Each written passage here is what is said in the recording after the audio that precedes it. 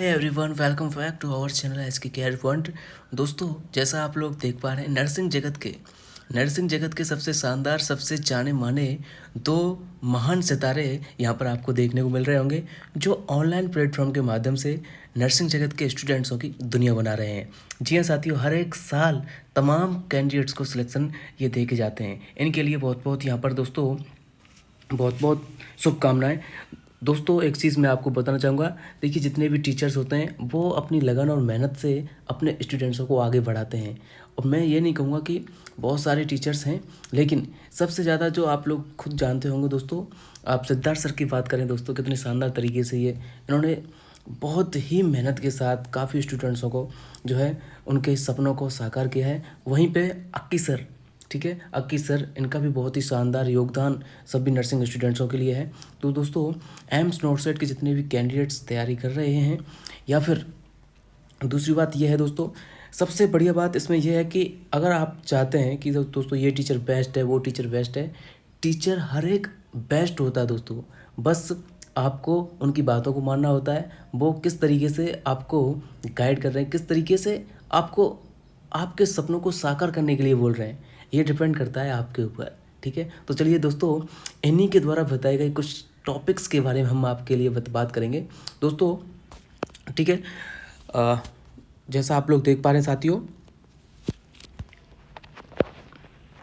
Dear साथियों, यहाँ important topic and terms हैं जो देखिए सर के द्वारा बताए गए थे। लेकिन यहाँ पर जो आप लोग देखते होंगे क्वेश्चंस आंसर, बहुत सारे क्वेश्चन, लेकिन आपके सामने कुछ टर्म एंड कंडीशंस ऐसी होती हैं जो कभी कभी डायरेक्ट एग्जाम में पूछ ली जाती हैं। ठीक है, तो दोस्तों हम स्टार्टिंग करते हैं। कुछ बेसिक टर्म हैं जो आपको हमेशा याद ही रखने हैं, क्योंकि दोस्तों ये बहुत ही ज़्यादा इंपॉर्टेंट है। ठीक है, देखिए, जैसे बॉडी पार्ट और मेडिकल टर्म्स। लंग्स को क्या बोला जाता है? लंग्स को न्यूमोनिक के नाम से भी जाना जाता है, ये आप लोग अच्छे से जानते ही होंगे। नेक्स्ट की बात करें चेस्ट को साथियों 3 नाम से जाना जाता है। क्वेश्चन आपसे पूछ लिया जाता है, अलग अलग टर्म से क्वेश्चन पूछ लिया जाता है, तो आपको अच्छे तरीके से यहाँ पर समझ लेना है। चेस्ट को थोरेसिक नाम से क्वेश्चन आ सकता है, आपका थोरक्स नाम से भी क्वेश्चन आ सकता है, और थोरेको के नाम से भी आपके लिए क्वेश्चन यहाँ पे बन के आ सकता है।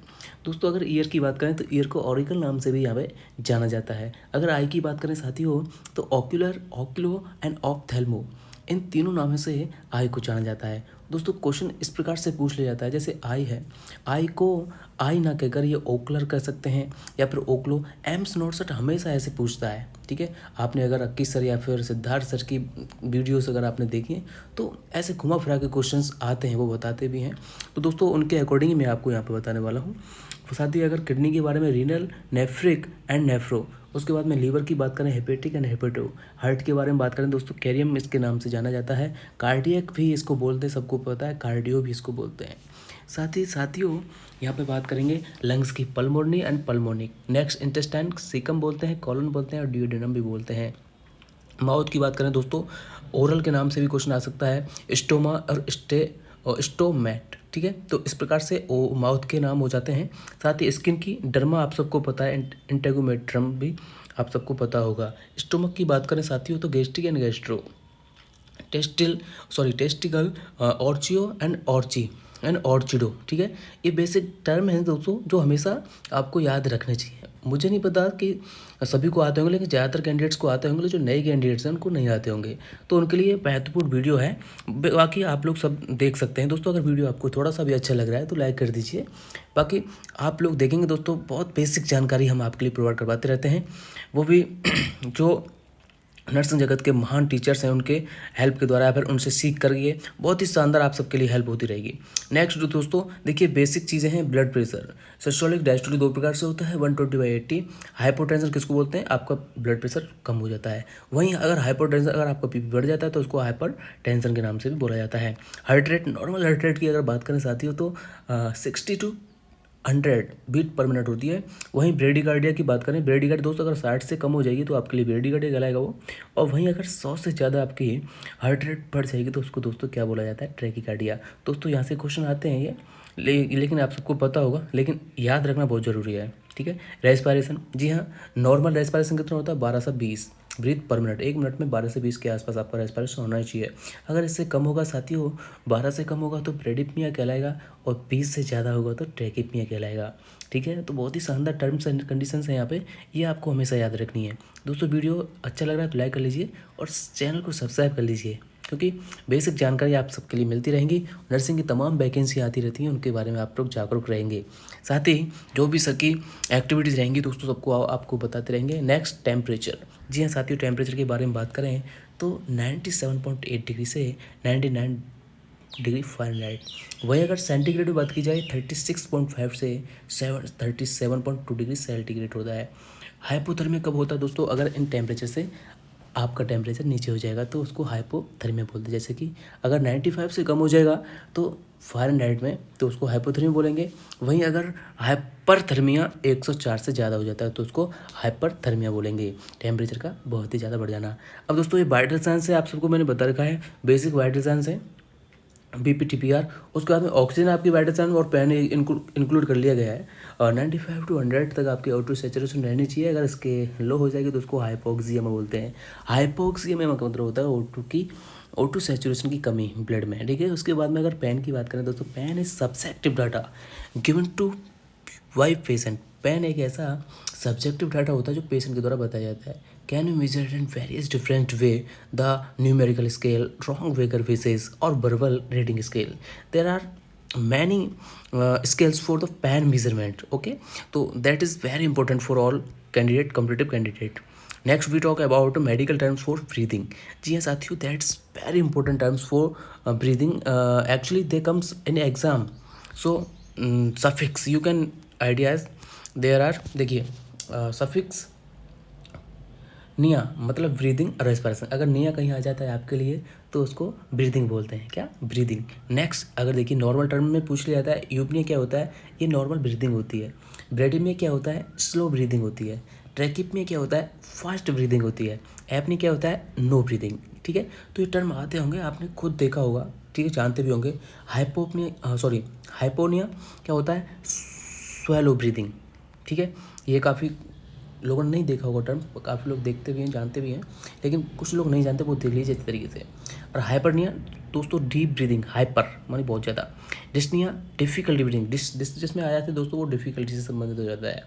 Next orthopnea, difficulty and breathing, this may be seen when person is lying flat. दोस्तों ऑर्थोपिया का मतलब क्या होता है, ये सांस लेने में दिक्कत होती है कब, जब कोई पर्सन एक फ्लैट पोजिशन में लेटा हुआ रहता है, उसको बोलते हैं orthopnea. That is very important, so you should learn it, okay. So next we talk about, देखिए ऑथेंटिक एक्यूरेसी। दोस्तों आपको इस चैनल पर आपको ऑथेंटिक मिलेगी। और देखिए एनक्लेक्स बेस्ड जो आपके वाइटल साइंस वगैरह जो आपकी नॉर्मल वैल्यूज़ हैं, तो they all are accurate, so you have to you should learn it, okay, and you know very well that these topics are very important and questions comes from these topics, so you should learn it, okay। Vital science की बात करें दोस्तों, vital science के मैंने आपको अभी अच्छे से एक्सप्लेन किया क्या क्या होते हैं। उसी के साथ में अगर लैब्स वैल्यू, जी हाँ साथियों, इनको आप अच्छे से याद कर लीजिए। आपके लिए एक या दो क्वेश्चंस 100% यहाँ से देखने को मिल सकते हैं, ओके। नेक्स्ट चलिए let's talk about labs values. Potassium कितना होता है आपकी बॉडी में, तो ये पीछे जो लग रहे हैं ना, इनको भी आप अच्छे से याद कर लीजिएगा। पोटेशियम की अगर बात करते हैं साथियों, तो पोटेशियम 3.5 से 5.0, ठीक है, मिली इक्विवेलेंट पर लीटर होता है। सोडियम 135 से 45 मिली इक्विवेलेंट पर लीटर होता है, सबको पता होगा। पोटेशियम और सोडियम बहुत ही इंपॉर्टेंट है, बहुत ज़्यादा इंपॉर्टेंट। कैल्शियम 9 से 11 mg/dl। दोस्तों एनक्लेक्स बेस्ड है ये, देखिए एनक्लेक्स में जो आपके लिए वैल्यू दे रखी है, आपको पता है, all students know that NCLEX is the best book for NET competitive exam and have very authentic very authentic data, so you should learn it। and देखिए potassium, sodium, calcium and chloride 95 to 105 milli equivalent per litre. Magnesium 1.5 to 2.5 mg/dl, ठीक है। ये क्या होता है, 1, ठीक है। ये 7 to 20 mg/dl होता है। Creatinine 0.6 to 1.2 mg/dl। दोस्तों ये चीज़ ऐसी हैं जो हर बार एग्ज़ाम में कोई ना कोई एग्ज़ाम में पूछ ली जाती हैं, और ये बेसिक चीज़ें भी हैं, हमेशा आपको इनके बारे में पता ही होना चाहिए, ठीक है। चलिए नेक्स्ट बात कर लेते हैं RBC। आप सबको पता होगा 4.5 to 5.5 मिलियन, ठीक है। नेक्स्ट डब्ल्यू आप सबको पता है दोस्तों, 4,500 से 4,500 से 11,000 के बीच में रहती हैं। और प्लेटलेट्स 1.5 लाख से 4.5 लाख, ये नॉर्मली सबको याद रखना है। APTT, ठीक है। नॉट ऑन हेपेरिन, ये 30 से 40 सेकंड, और ऑन हेपेरिन तो 47 से 70 सेकंड्स। दोस्तों APTT चेक करते हैं ये नॉर्मल कितना रहता है। अगर आप हेपेरिन पर नहीं हो तो ये नॉर्मली 30 से 40 सेकंड तक होता है। अगर आप हेपेरिन ले रहे हो तो 47 से 70 सेकंड तक रहेगा। INR normalisation ratio, international normalisation ratio, not on warfarin. ये देखिए APTT किसके लिए किया जाता है, ये हेपेरिन के लिए किया जाता है। और INR किसके लिए किया जाता है, ये वारफेरिन के लिए किया जाता है। अब अगर वारफेरिन में कोई नहीं है तो 1 सेकंड से कम होगा, अगर वारफेरिन में कोई है 2 से 3 सेकंड के लिए होगा, ठीक है। तो बेसिक चीज़ें याद रखना चाहिए। अब देखिए बात कर लेते हैं RT और ब्लड गैसेस। pH आपका कितना होता है, 7.35 से 7.45 तक। PaCO2 पार्शियल कार्बन डाइऑक्साइड, तो ये 35 से 45 होती है। और PO2 पार्शियल ऑक्सीजन सैचुरेशन कितनी होती है, 80 से 100। और बाइकार्बोनेट इसको बोलते हैं SCO3 बाइकार्बोनेट, 22 से 26 मिलीग्राम पर लीटर होता है। So that's all are very important. And glucose 70 to 99 mg/dl and BNP less than 100 pg/ml, increase heart failure, and cardiac output 4 to 8 liter per minute. So I hope these all are very important for all competitive candidates, and I hope that you will like this video, because this video very informative and beneficial for all competitive candidates. So dear candidates, please like and share my channel. Okay, so thank you.